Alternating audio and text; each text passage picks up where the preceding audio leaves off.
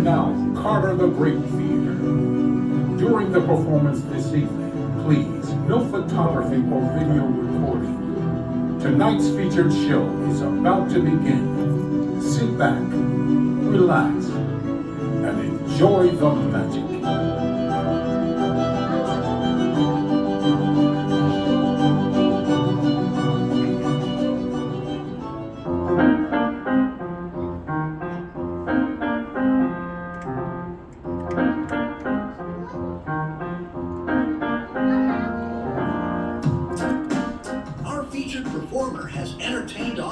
On 6 continents, from the Hollywood Magic Castle to the London Palladium, with thousands of theaters, cruises, colleges, corporate and private events in between.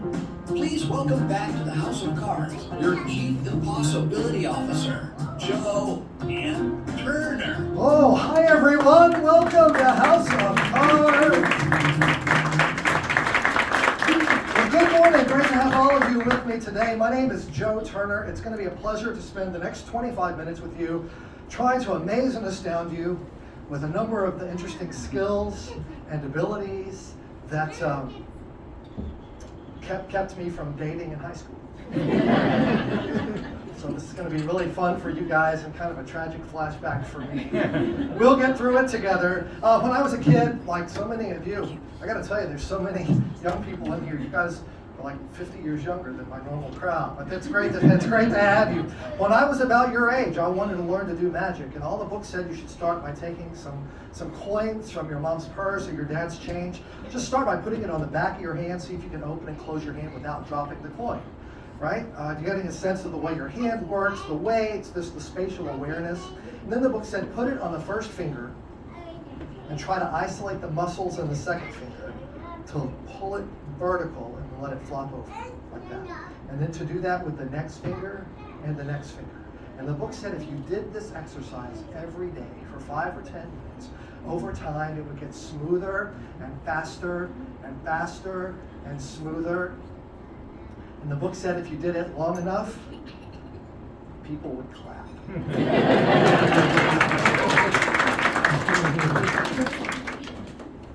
Apparently you weren't able to see. Thank you very much. I'm really glad you like it. Yep, 24 minutes to go. My friends were like you. They were like, well, Joe, that's cool. You clearly spent an abnormal amount of time learning to do something so odd. But it's not really magic. Magic is when something that you're looking at seems to melt away right before your eyes. And it appears somewhere where you want to look. My friends were like you. They were so stunned they forgot to clap. We're going to see it again. I put it in one place, it comes out the other side, just like that. My friends were saying, Joe, clearly you're using sleight of hand. You're hiding the coin between your fingers or behind your hand, or somehow it's going up your sleeve. If only there were some barrier in play, a barrier made of steel or titanium or silk. So that when you put the coin in your hand, we would know it's not going through your fingers, it's not going up your sleeve, it's not going behind your hand. Then and only then might we believe that when the coin vanished, it could be magic. And that's a pretty good trick for a 6-year-old. Don't you agree?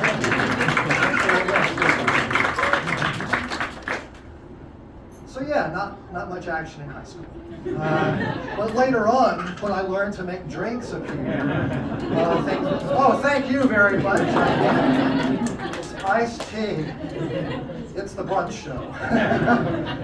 So we'll set that down. So, like I say, I have a very limited amount of time to share with you a number of different magical experiences. I will say that I was told there would be some kids in this audience compared to my evening audiences, which is why I brought some rope. Because I'm a parent. Some nights it's either this or Benadryl. He's probably kidding. He's probably kidding. So let's do an illusion. By the way, I want to make sure everyone understands that what you're seeing me do today is it's just an illusion. All right, I don't claim to have any supernatural powers. I'm going to use these pieces of rope to create an illusion for you. Here I have a tiny piece of rope, and here's a person right here. If you'll just hold on to that and pull on it, make sure it doesn't come apart or stretch or anything like that. Good? So there's a tiny piece of rope, and here I have sort of a medium-sized piece of rope. And let's see, here's a medium-sized person. If you'll hold on to that. And then finally I have a really long piece of rope. Well, you're a tall guy. You hold on to that. And then here, I'm going to date myself a little bit right here. Some of you might be old enough to remember macrame. Back in the 70s, people would sit around with these things and tie yarn around them all day long, making knots so that you could hang plants in your patio. Now this is a macrame hoop, and I'm going to let this gentleman hold on to it. I'll come back to you in a moment. So ladies and gentlemen, to teach you the meaning of the word illusion, I need to borrow some items from the audience.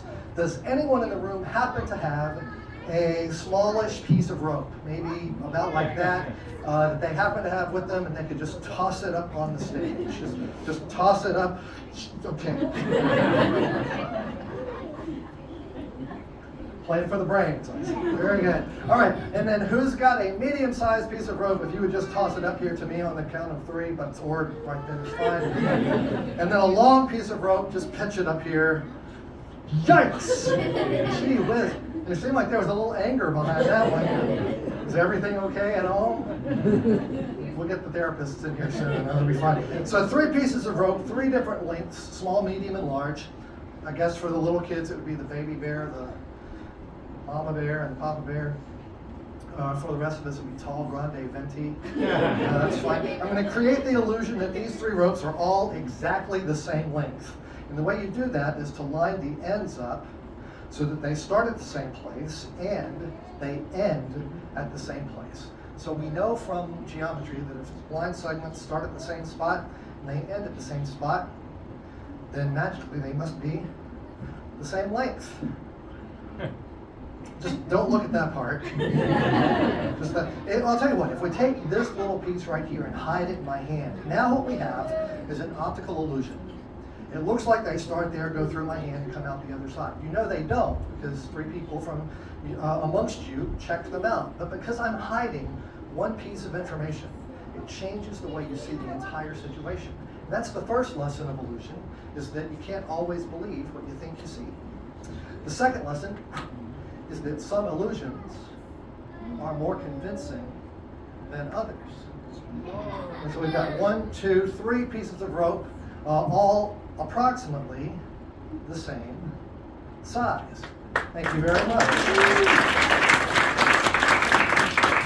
I don't need 3 pieces of rope for this amazing illusion. I don't even need 2 pieces of rope for this illusion. I only need 1 piece of rope.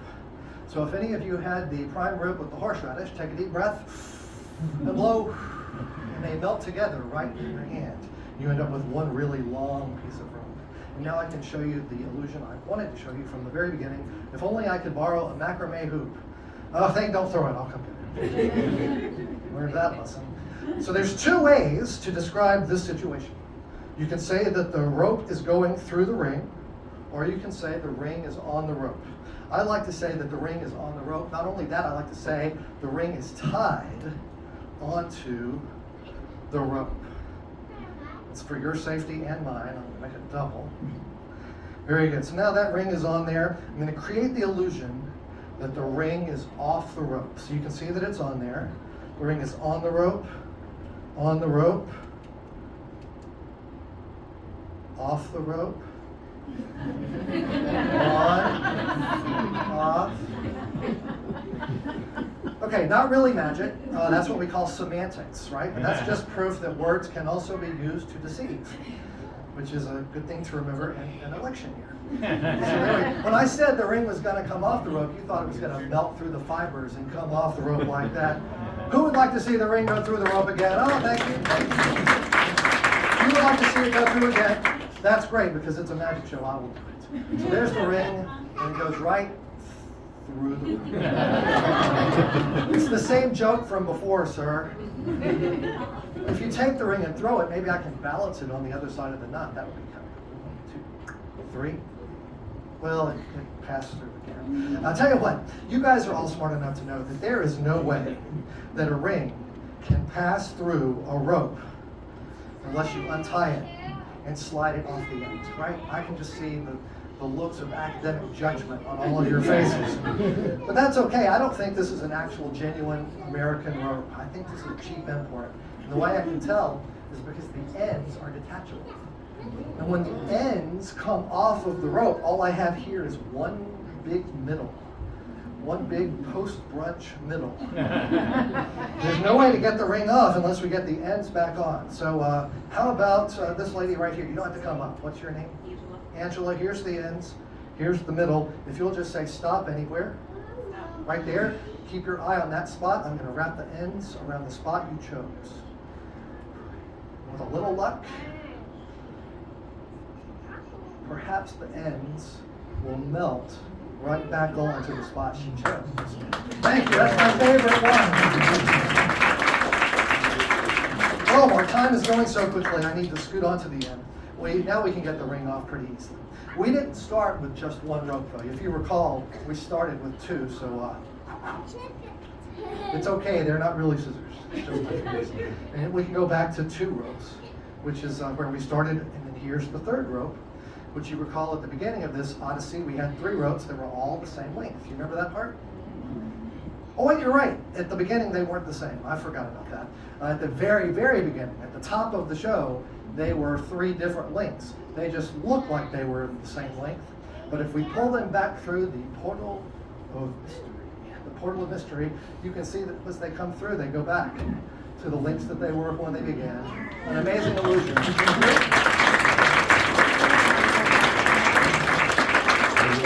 Okay.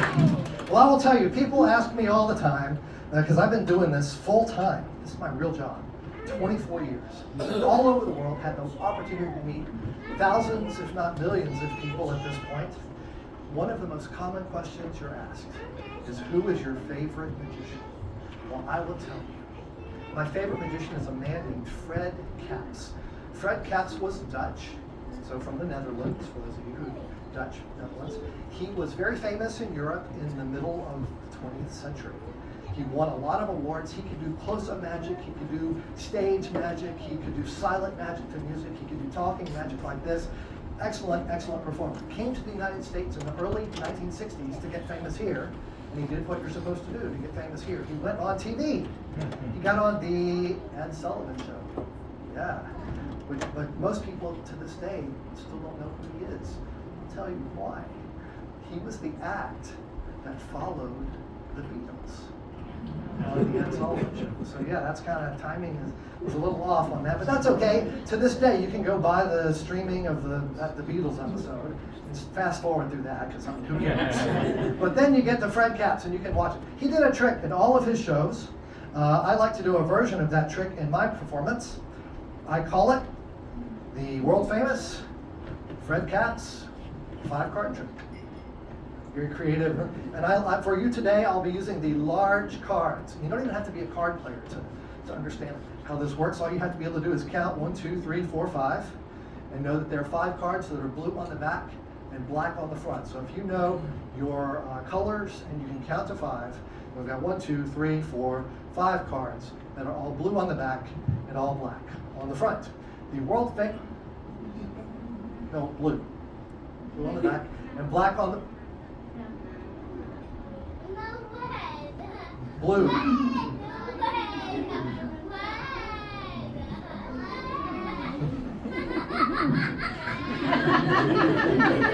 Geez, everyone's a critic.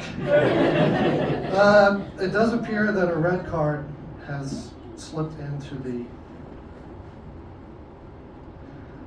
Ladies and gentlemen, I regret to inform you that I will not be able to do the world famous Fred Kaps 5-card trick today. But you're in luck. I know a 4-card trick. It is 80% as good as the other trick. And so it's the world famous 4-card trick using 4 cards that are black on the front and blue on the back. So 4 cards. Alexander Elmsley was a British magician who is very well known for doing tricks that use 4 cards. So we're going to do the 4 cards that are blue.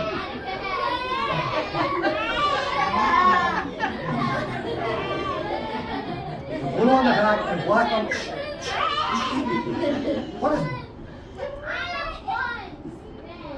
Yeah, right there.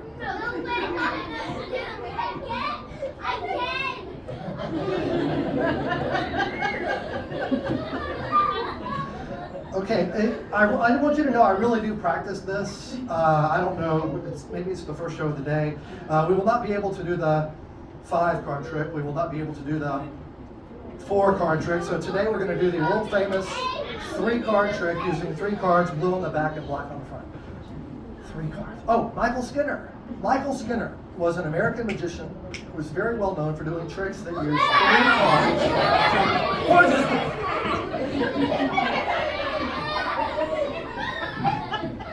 Did you guys ever have one of those mornings where you weren't even sure it was worth chewing through your restraints? That's the morning I'm having. We will not be doing the 5-card trick, nor the 4-card trick, nor the 3-card trick. I'm scared to look. We're going to do the world famous 2-card trick using these 2 cards that are blue on the back and black. Okay, 2-card trick, blue on the back and black on the front. Eddie Fechter. Eddie Fechter was a bartender in Tonawanda, New York, and he did a trick that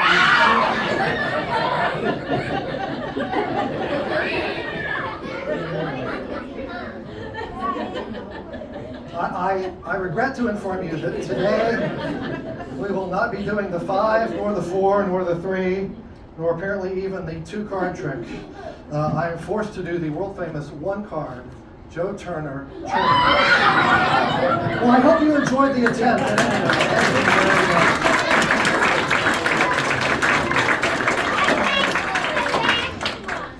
It's been a long time since I've worked for kids. I hope you're having as much fun as I am. Thank God you're here. Jeez.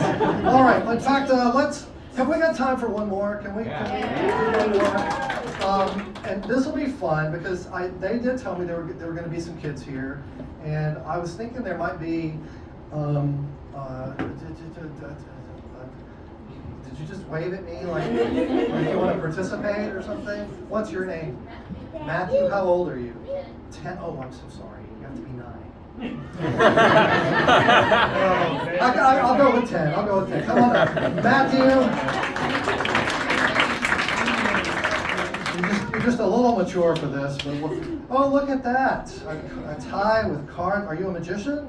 You're a magician. Okay, very good. So, do you want to do a trick or something? We got time. No, I'm just kidding.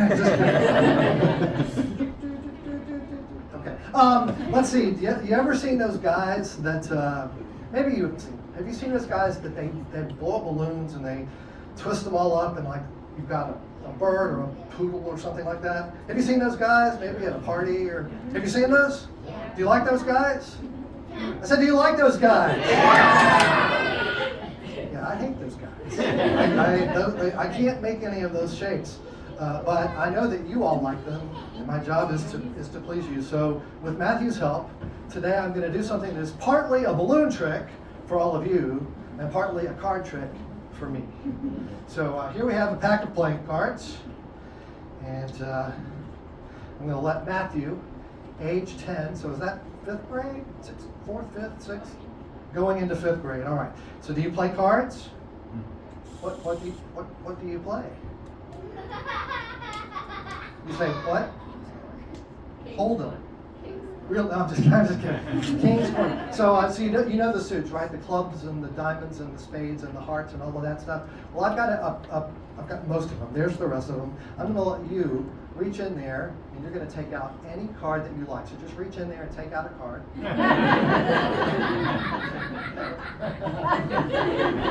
You don't have to have that one. You can pick any one you want. They make me do that. I don't like to do that. They make me do that. And you're going to use this marker and write your name really big on the face of your card.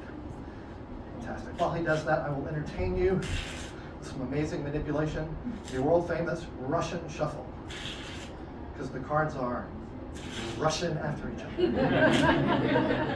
And here's the very world famous politician shuffle. It's subtle, but it landed. And here's the world famous Oklahoma cow patty shuffle.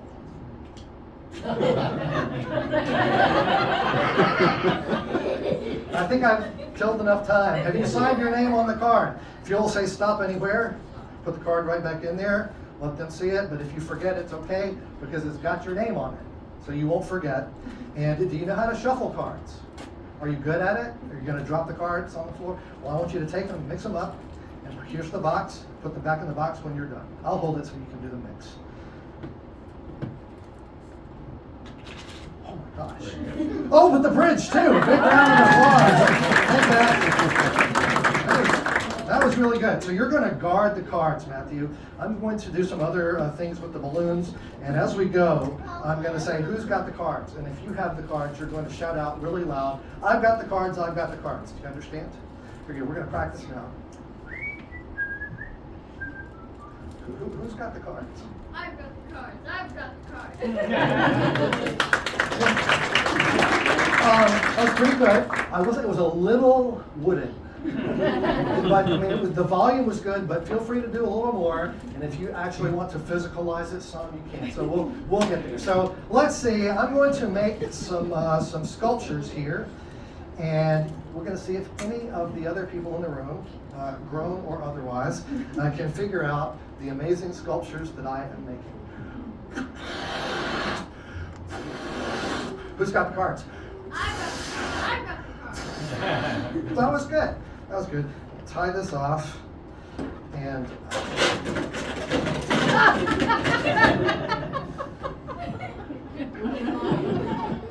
any guesses? A balloon. It was a balloon before the twisting, but now I've made it into a very unusual sculpture that I thought I heard somebody say it. I think I heard a giant, genetically unmodified mutant avocado from the produce counter at Publix. A giant, genetically modified mutant avocado from the produce counter at Publix. That is correct. All right, so let's make another one. Let's see if we can do. Oh, here's one. Let's see if we can do this one. Who's got the cards? I've got the cards. I've got the cards. You're getting better at this.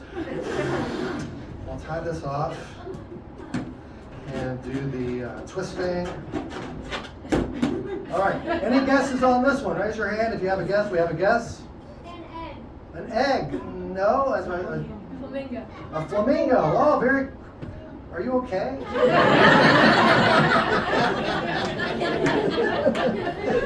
I think I heard someone say it. It's a genetically modified giant mutant avocado from the produce counter at Publix that has been spray painted pink. It's very specific. Hard to believe I'm the only guy in the southeastern United States that makes these extremely complex sculptures, but we're going to see if we can do it. Let's try another one. Who's got the cards? I've got the cards. I've got the cards.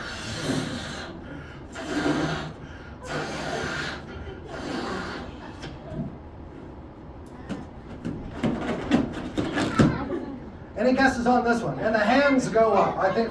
What is your guess? Cherry. Okay, no, it's not a guess over here. A mutant potato. A mutant potato. No, someone down here. I was excited. Did you think that it's a genetically modified giant mutant avocado from the produce counter at Publix that has been spray painted orange? Yes. Who thinks that's what it is? No. It's just an orange. Why do you kids have to constantly complicate everything? Just trying to get through life. Put your hands up. So here's my friend Matthew. He gets to have his choice of the avocado, the pink avocado, or the orange. And he can have...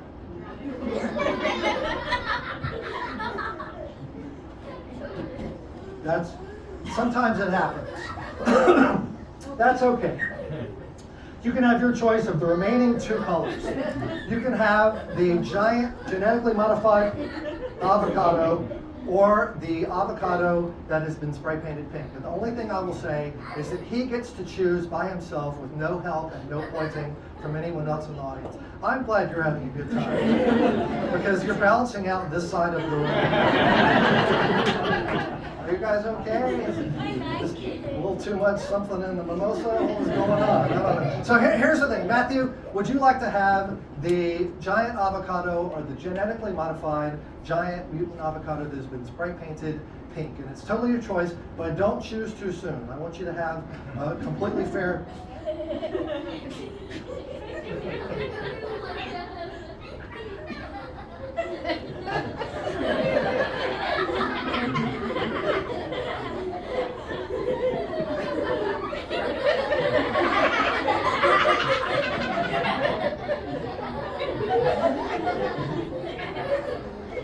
It's just as embarrassing for me as it is for you. So unfortunately, you will not be able to have the orange or the pink avocado, but you can have your choice of any of the remaining three colors, green, green, or green. Green is good. Hold the cards out in front of you. You remember at the beginning of this whole ordeal, you signed your name on a card, you put it back in there, you shuffled it back in, you put it in the box, hold it with both hands. If anyone in the room is scared of loud noises, here's the part to cover your ears. 1, 2, 3. And one card jumps into the balloon. And of all the cards in the world that it could be, it is the card that Matthew chose. And wrote his name on.